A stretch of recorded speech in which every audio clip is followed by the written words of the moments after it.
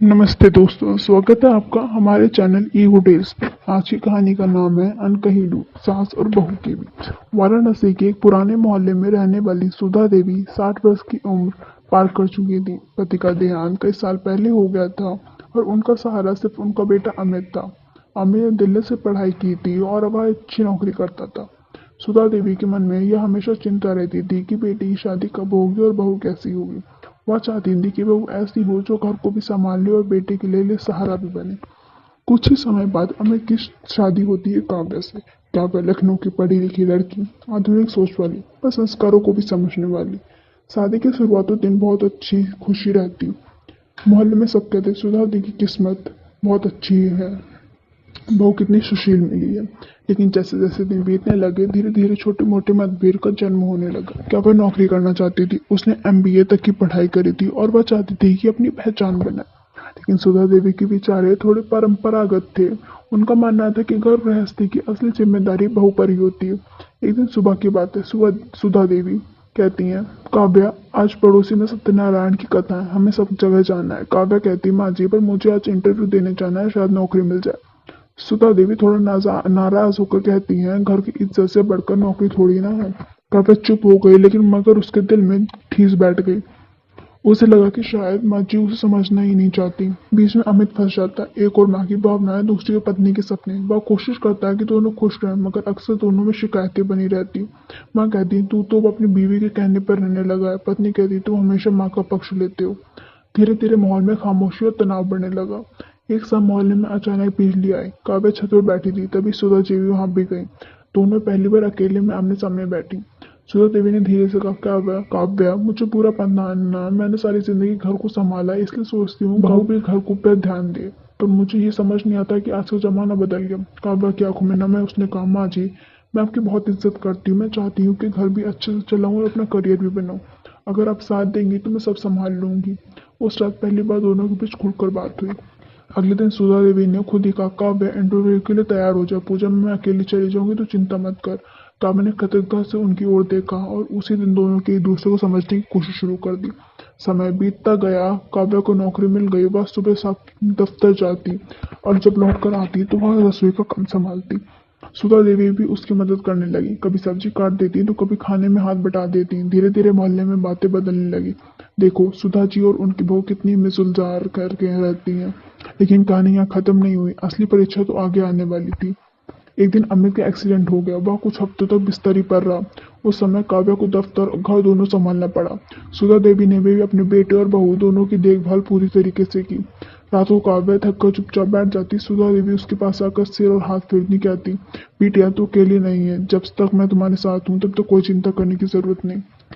उसी पल काव्या ने महसूस किया कि माँ जी सिर्फ एहसास नहीं, सच में उसकी माँ बन चुकी हैं। कुछ महीनों के बाद अमित पूरी तरह ठीक हो गया। घर में फिर से हंसी लौट आई। अब सुधा देवी मोहल्ले में हर जगह कहती, मेरी बहू तो मेरी बेटी से बढ़कर है। उसने घर और नौकरी दोनों को संभाला है। काव्या भी सबके सामने कहती, अगर माँ जी का साथ ना होता तो मैं कुछ ना कर पाती। इस तरह सास बहू का रिश्ता, जो अक्सर तकरार और गलतफहमी का प्रतीक माना जाता है, यहाँ समझदारी और विश्वास की नींव खड़ा किया गया। सुधा देवी और काव्य दोनों ने यह सिखाया कि पीढ़ियों के अंतर को पाटने की संवाद और संवेदना ही सबसे बड़ी कुंजी है। दूसरी कहानी का नाम है अनकही डोर। वाराणसी के एक पुराने मोहल्ले में कुसुम देवी का बहुत बड़ा पुश्तैनी घर था। पति की मृत्यु के बाद वहीं घर और बेटा अभिषेक ही दुनिया था उनकी। अभिषेक की शादी जब अनामिका से हुई तो मोहल्ले में खूब चर्चा हुई। अरे, बहू तो दिल्ली से आई है, एमबीए किया है, अंग्रेजी भी बोलती है, हमारे यहाँ की परंपरा निभा पाएगी या नहीं? नीलू पड़ोसन हर जगह यही सवाल दोहराती। कुसुम देवी का अपने मन में यही सोच आ गई। देखते देखते नई बहू इस घर को कैसे संभाल पाएगी। शादी के बाद पहले ही दिन सुबह 5 बजे कुसुम देवी ने घंटी बजाई और आरती की आवाज घर में गूंज उठी। अनामिका ने करवट बदलते हुए सोचा, इतनी सुबह, अभी तो 7 भी नहीं बजे। कुसुम देवी ने पुकारा, बहू, जल्दी उठ जाओ, घर की बहू पहली आरती में जरूर शामिल होती हैं। अनामिका नींद से उठी, आंखें मलते हुए बोली, माँ जी, आज तो जरा आराम से बोलिए, ऑफिस का काम भी देर रात तक कर रही हूँ। कुसुम देवी का चेहरा उतर गया। उन्हें लगा जैसे परंपराओं का अपमान हो रहा है। उन्होंने ठंडी सांस लेकर कहा, ठीक है बहू, तुम्हारी मर्जी। दिन गुजरते गए। कुसुम देवी चाहती थी कि बहू हर रस्म निभाए, सुबह तुलसी को पानी दे, रसोई में हाथ बटाए, मोहल्ले की औरतों से मेल जोल रखे। लेकिन अनामिका के लिए नौकरी, ऑनलाइन मीटिंग, रिपोर्ट बनाना ही प्राथमिकता थी। एक दिन मोहल्ले की औरतें घर पर आई। नीलू बोली, अरे कुसुम, तेरी बहू तो बड़ी आधुनिक है, हमने तो उसे किचन में भी कभी नहीं देखा। कुसुम देवी का चेहरा शर्म से लाल हो गया। उनके मन में मैं सचमुच मेरी परवरिश में कमी रह गई जो बहू घर संभालने को तैयार नहीं। बीच में फंसा अभिषेक दोनों को खुश रहना चाहता। रात को उसने अनामिका से कहा, सुनो, माँ जी का मन रख लिया करो, थोड़ी देर पूजा में बैठ जाओ तो क्या बिगड़ जाएगा। अनामिका ने गंभीर होकर कहा, अभी मैं माँ का सम्मान करती हूँ, लेकिन मेरी भी अपनी पहचान है। क्या शादी के बाद सिर्फ परंपराएं निभाना मेरा काम है? क्या मैं अपना करियर पे ध्यान ना दूं? अभिषेक चुप हो गया। उसे पता था कि दोनों सही हैं, पर उसके बीच में गहराई आ जाती। एक दिन कुसुम देवी सीढ़ियों से फिसल गई। घुटने में गंभीर चोट लगी। डॉक्टर ने कम से कम 3 हफ्ते का आराम करने की सलाह दी, जबकि घर के सारे काम का जिम्मेदार अनामिका पे आ गया। शुरुआत में वह बहुत परेशान थी। इतना बड़ा घर, ऑफिस का काम और माँ जी की देखभाल। लेकिन धीरे धीरे उसने घर संभालना सीख लिया। सुबह चाय बनाना, दवा देना, खाना तैयार करना आदि सब काम उसके ही थे। कुसुम देवी बिस्तर पर पड़ी रहती और अनामिका चुपचाप उनकी सेवा करती। एक शाम अनामिका ने दवा दी और हल्के स्वर में बोली, माँ जी, आप कितनी मजबूत हो, अकेले इतने साल से इस घर को संभाला है। सच कहूँ तो मुझे आपसे कुछ सीखना चाहिए। कुसुम देवी की आंखों में आंखें नम हो गई। उन्होंने सोचा, यह वही बहू है जिसे हमेशा गलत में सोचती थी। धीरे धीरे दोनों के बीच में खाई भरने लगी।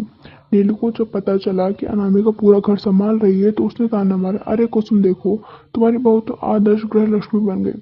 कुसुम देवी मुस्कुराई और बोली, नहीं नीलू, मेरी बहू तो हमेशा ऐसे ही अच्छी थी। गलती मेरी ही थी कि मैं उसे समझ नहीं पाई। कुसुम देवी ठीक होने लगी। अब वे पहले जैसी सख्त नहीं रही। सुबह पूजा के समय, अनामिका, अगर तुम्हें ऑफिस की मीटिंग है तो पूजा में मत बैठो, भगवान तो दिल में रहते हैं। अनामिका ने भी ऑफिस का शेड्यूल थोड़ा एडजस्ट किया ताकि माँ जी के साथ वक्त बिता सके। कुछ महीनों बाद जब पूरा मोहल्ला किसी उत्सव में जुटा तो नीलू में मजाक में कहा, कुसुम, अब तो तुम्हारी बहू कोई शिकायत को मौका नहीं देगी ना। कुसुम देवी ने अनामिका का हाथ पकड़ते हुए जवाब दिया, शिकायत नहीं, अब वो मुझे उस पर गर्व है। यह मेरी बहू नहीं, मेरी बेटी है।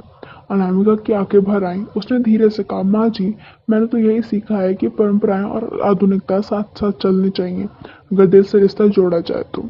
मोहल्ले की सारी औरतें चुप हो गईं। आज पहली बार सबके सामने देखा कि सास बहू का रिश्ता तकरार नहीं बल्कि समझ और अपनापन भी हो सकता है। धन्यवाद। तब तक के लिए देखते रहिए इको टेल्स। मिलते हैं दूसरी कहानी में।